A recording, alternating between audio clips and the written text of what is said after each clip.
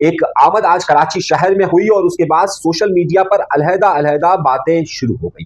सबसे पहले तहरीक-ए-इंसाफ के लोगों ने ये बात बताना शुरू कर दी कि कराची में उनके इस्तकबाल के लिए बेतहाशा लोग मौजूद हैं और समंदर का समंदर उमड़ पड़ा। फिर दूसरी बात ये कही जाने लगी कि पाकिस्तान पीपल्स पार्टी ने जब जलसे की इजाजत दी तो दूसरी तरफ से सईद गनी ही क्यों गए वहां पर उनके इस्तकबाल के लिए और इसकी पसे पर्दा कहानी क्या है, ये भी आज का प्रोग्राम में बहुत तफसील के साथ होगा। कराची का मौजू हो, खाम की एंट्री हो, तो फिर यकीनी तौर पर एक और एंट्री का सवाल भी जरूर पूछा जाता है। जहां एमक्यूएम लंदन की तरफ से ये सवाल पूछा गया, वहीं वहां पर कई सहाफियों ने भी इस हवाले से सवालात उठाए। किन सहाफियों ने सवालात उठाए और क्यों उठाए, जरा सा तफसीली इन सारी बातों का जायजा लेते हैं। सोहेल आफरीदी की आमद का वक्त 11:30 बजे के लिए तय हुआ। उससे पहले ही सोशल मीडिया पर यह खबर चलना शुरू हो गई कि सोहेल आफरीदी के वहां पर इस्तकबाल के लिए बहुत बड़ी तादाद मौजूद है।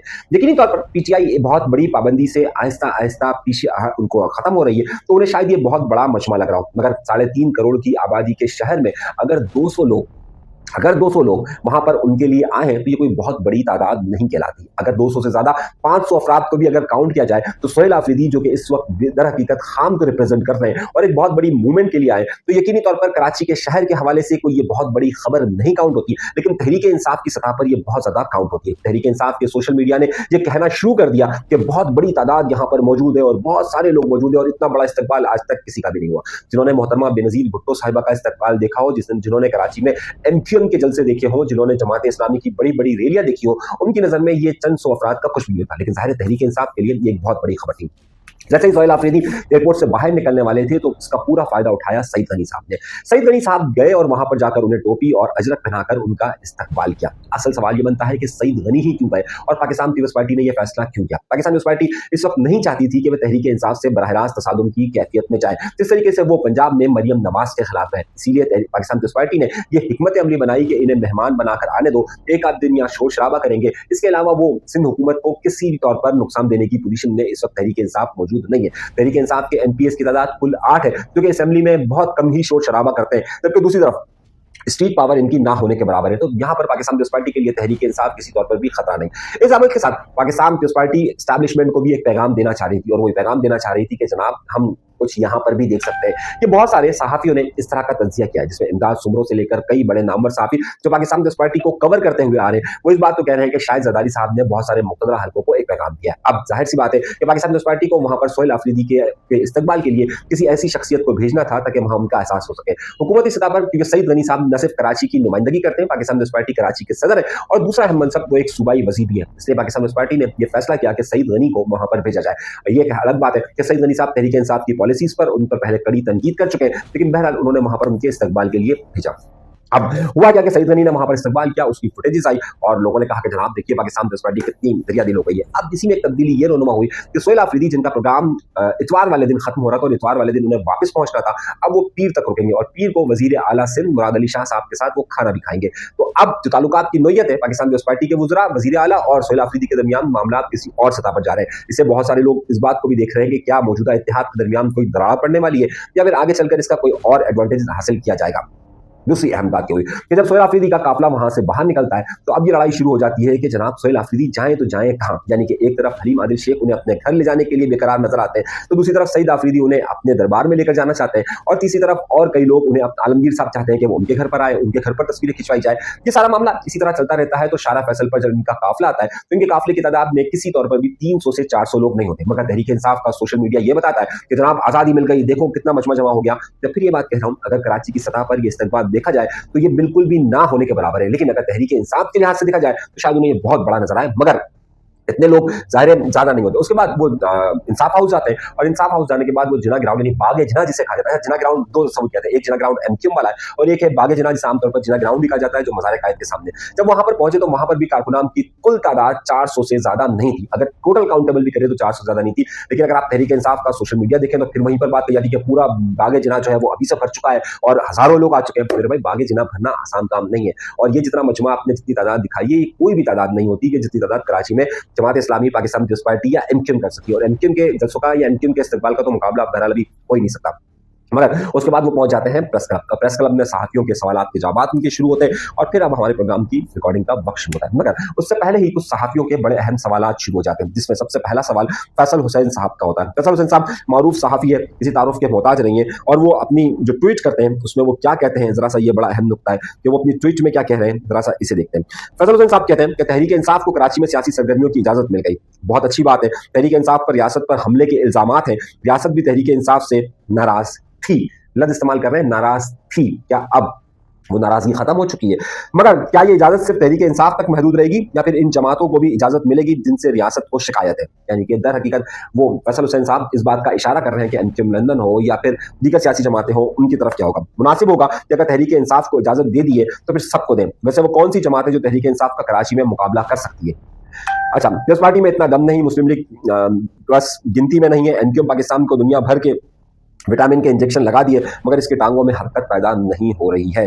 तो अब उन्होंने सवाल पूछा है कि वो कौन सी पार्टी है कि जिस पर यहाँ पर पाबंदी लगी हुई है और कौन सी ऐसी पार्टी है जो कराची में तहरीक इंसाफ का मुकाबला कर सकती है। आपको मालूम है फैसल हुसैन किस तरफ का इशारा कर रहे हैं? चलिए, ये बात हम आज तबसरा करने से बेहतर है हम आपके ऊपर छोड़ देते हैं और आप जरा सा कमेंट्स कीजिएगा, जरा सी अपनी राय दीजिएगा कि फैसल हुसैन साहब किस जमात के बारे में इशारा कर रहे हैं कि अगर तहरीक इंसाफ को इजाजत दे दी गई है तो दीगर जमातों को भी इजाजत दी जाए। कौन सी जमात है? दूसरा सवाल ये कि कौन सी ऐसी जमात है कि जो कराची में इस वक्त तहरीक इंसाफ का मुकाबला कर सकती है? उनके बकौल पाकिस्तान पीपल्स पार्टी में उतनी जान नहीं, मुस्लिम लीग नून है नहीं और एमक्यूएम पाकिस्तान को विटामिन के बहुत सारे इंजेक्शन लग चुके हैं। तो अब सवाल मैं छोड़ रहा हूं आपके ऊपर, जवाब आपको देना है और आपको बताना है कि वो कौन सी जमात हो सकती है और फिर उसी तबसरों की बुनियाद पर आपकी उसी राय की बुनियाद पर इस कड़ी को हम कल दोबारा आगे बढ़ाएंगे और वहीं से जोड़ेंगे। मगर कुछ अहम बातें आपके लिए बहुत ज्यादा जरूरी और समझने की है। मैं बार बार मैंने पिछले प्रोग्राम के अंदर भी कहा, मैंने उससे पहले के प्रोग्राम में भी कहा कि तहरीक इंसाफ पर इस वक्त पाकिस्तान के मुख्तदरा हलकों की नजर अच्छी नजर नहीं आती और खास तौर पर जो अभी DGI की प्रेस कॉन्फ्रेंस हालिया दिनों के अंदर हुई है उसमें भी सोहेल आफरीदी के हुकूमती किरदार पर कई सवालिया निशान छोड़े गए। मगर उसके बावजूद भी पाकिस्तान पीपल्स पार्टी की सिंध हुकूमत उनका न सिर्फ इस्तकबाल करती है बल्कि उनको जलसे की भी इजाजत देती है। यहाँ तक कि शारा फैसल पर जो बैनर्स आवेजा होते हैं वो बिल्कुल उन जगहों पर होते हैं जो कि कंटोनमेंट एरियाज हैं। शारा फैसल पर तहरीक इंसाफ के इमरान खान के बैनर्स बाकायदा कुछ जगहों पर तो ऐसे देखे गए कि जहां पर पाकिस्तान के फील्ड मार्शल साहब की तस्वीरें, उसके नीचे तस्वीरें आवेजा की गई। आखिर क्या तहरीक इंसाफ को इस पूरे मूवमेंट के बाद इजाजत दे दी गई है? और कम अज कम अगर नहीं दी गई तो कराची और सिंध के लेवल पर उन्हें ये इजाजत दे दी गई है कि वो अपनी सियासी सरगर्मियों को बाकायदा आमतौर पर कर सकते हैं, जिनके ऊपर एक पाबंदी आई थी या जिनके ऊपर सख्त पाबंदी आई थी।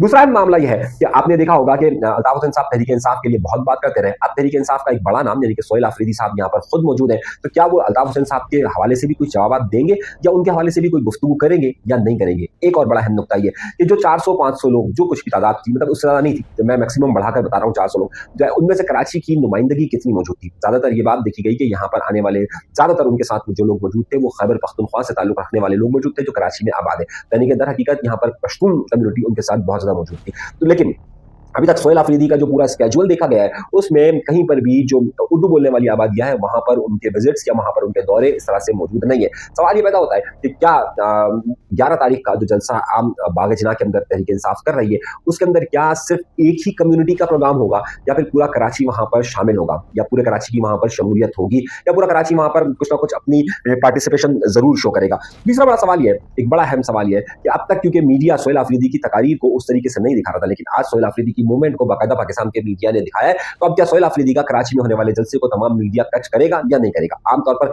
यह देखा गया है कि क्योंकि कुछ खास इंस्ट्रक्शंस की वजह से मीडिया सोहेल आफरीदी को या तहरीक इंसाफ को उस तरीके से कवर नहीं करता है। अगर पाकिस्तान भर के मीडिया को ये इजाजत मिल रही है कि वो तहरीक इंसाफ के जलसों को दिखा सकता है और उसमें जो लैंग्वेज खास तौर पर पाकिस्तान के मुख्तलिफ हलकों के लिए इस्तेमाल की जाती है, अगर वही लैंग्वेज वहां पर इस्तेमाल की जाती है तो क्या पाकिस्तान का मीडिया उसे बरह रास्त दिखाएगा? और क्या खास इंस्ट्रक्शन इस पाकिस्तान के मीडिया के लिए मौजूद है कि उन्हें दिखाना है या नहीं दिखाना है? ये बात मैं इसलिए कह रहा हूँ क्योंकि इससे आपको बहुत सारी चीजों की वजाहत मिल जाएगी कि आइंदा दिनों के अंदर क्या होगा, वन मैन शो ही होगा या तमाम लोगों को साथ वहां पर चलाया जाएगा और दिखाया जाएगा। एक और खबर, बड़ी अहम खबर, कुछ वकला ये कह रहे थे कि जिनका ईमान बहुत ज्यादा जागा हुआ था और वो कहते थे कुछ भी हो जाए हम तौहीन मजहब का मुकदमा वापस नहीं लेंगे, हम हुजूर सल्लल्लाहु अलैहि वसल्लम की शान में होने वाली गुस्ताखी पर कोई कंप्रोमाइज नहीं करेंगे, हम हर हद तक जाएंगे। ये वो वकला थे और उसके बाद होता क्या है? होता यह है कि ये मुकदमा बेसिकली तौहीन मज़हब का रजब भट्ट के ऊपर डाला जाता है और उसके बाद रजब भट्ट का सिंध के अंदर कराची बार के अंदर वकला के साथ झगड़ा होता है और वो झगड़ा सबके सामने आता है।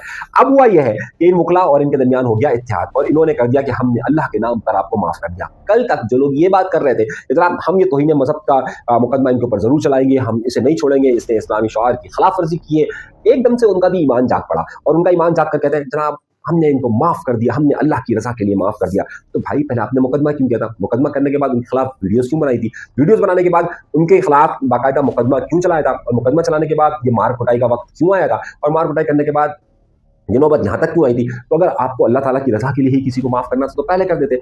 अब क्यों किया है?